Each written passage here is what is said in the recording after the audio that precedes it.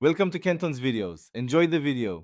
You start by confirming power and a clear interior. This prevents interruptions later.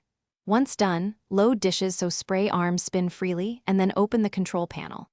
Press the cycle you want because the timer uses that program length for its countdown. Now press the delay start or timer button in increments. Each press typically adds time like 1 hour. Make sure to watch the display change so you know the delay amount. This sets when the wash will begin. Once you have the delay base set, adjust cycle options to match soil level, heavy for pots, quick for glasses, because the timer calculates total runtime accordingly. Make sure options like sanitize or heated dry are selected now. They add minutes but improve results.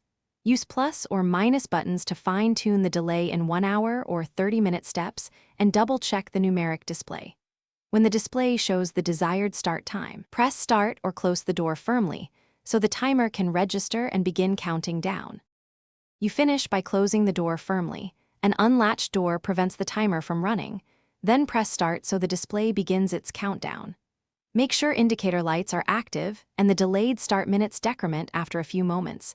This confirms the timer is engaged.